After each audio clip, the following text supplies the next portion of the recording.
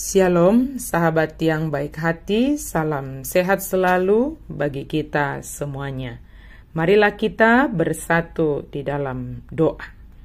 Ya Allah, di dalam Yesus Kristus, terima kasih untuk kebaikan-Mu kepada kami. Saat ini kami hendak merenungkan firman Tuhan. Berkenanlah Engkau berkuasa atas hati dan pikiran kami. Penuhi hati pikiran kami Tuhan dengan firman-Mu. Amin. Firman Tuhan bagi kita pada hari ini tertulis dalam Lukas 6 ayat 27 sampai 28. Tetapi kepada kamu yang mendengarkan aku berkata, kasihilah musuhmu, berbuatlah baik kepada orang yang membenci kamu, mintalah berkat bagi orang yang mengutuk kamu, berdoalah bagi orang yang mencaci kamu. Alai hudok matuhamuna namanangi, haholongi hamu mamusumuna, nadingga mabaik kamu tu nama kosomi hamu, pasu hamu ma akan nama murai hamu, tangi akok kamu ma akan nama ngasupi hamu. Menjadi pendengar yang baik dan melakukan apa yang didengarkan.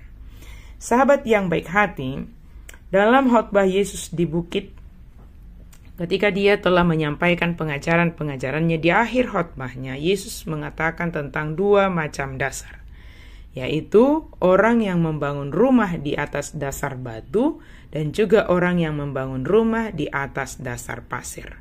Orang yang membangun rumah di atas dasar batu, badai sebesar apapun dia akan tetap kokoh. Tetapi orang yang membangun rumah di atas dasar pasir, sekecil saja badai atau gerimis saja, dia akan menghadapi kehancuran.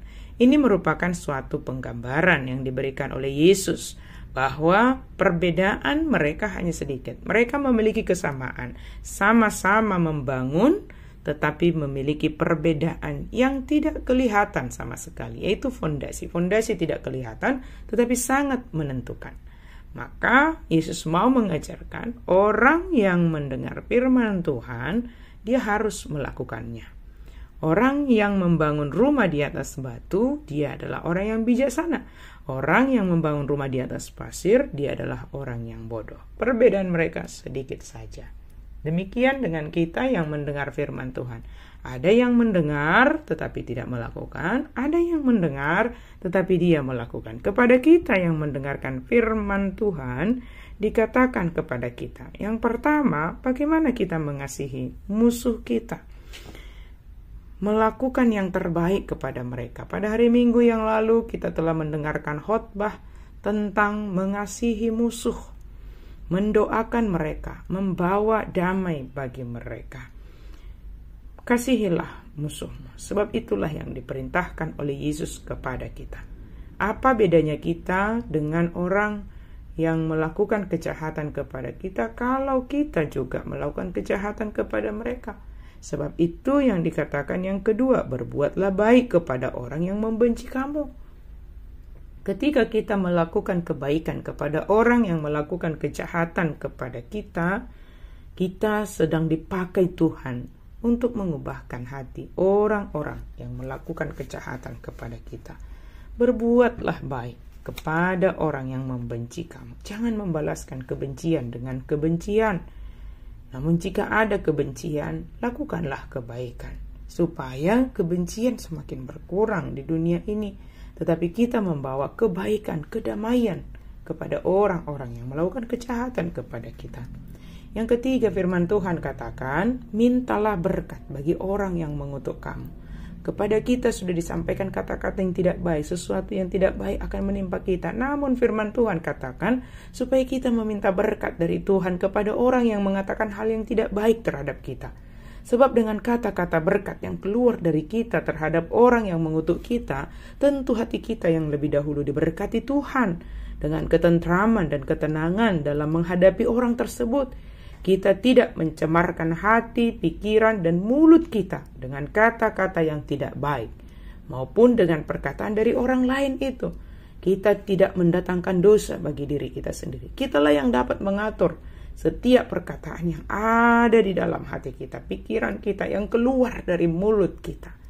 Kita tidak bisa mengatur perkataan orang lain. Tetapi ketika kita menjaga hati, pikiran, dan perkataan dari mulut kita, kita mendatangkan berkat bagi diri kita dari Tuhan, dan juga membawa berkat bagi orang lain yang bahkan mengutuk kita. Yang keempat dari firman Tuhan ini, berdoalah bagi orang yang mencaci kamu. Mendoakan orang yang sedang bergumul sakit atau masalah itu sudah biasa kita lakukan.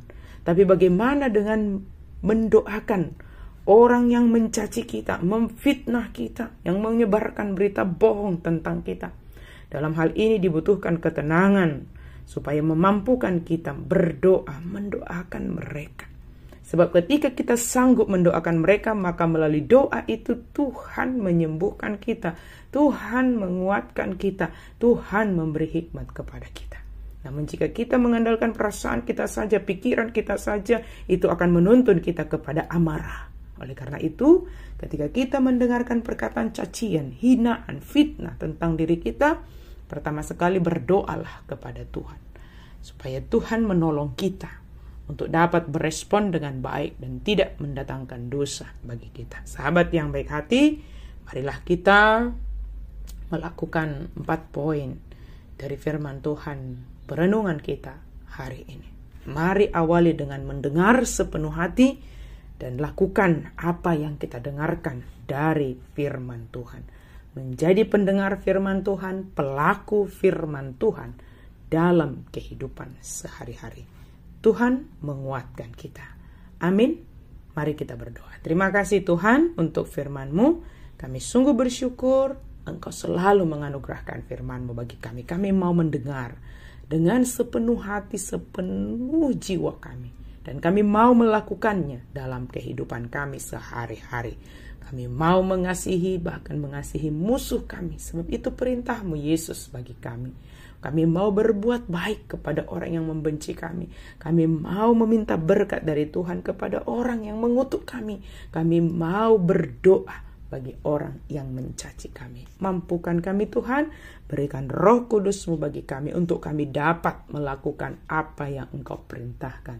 Dalam nama Yesus kami berdoa dan bersyukur. Amin.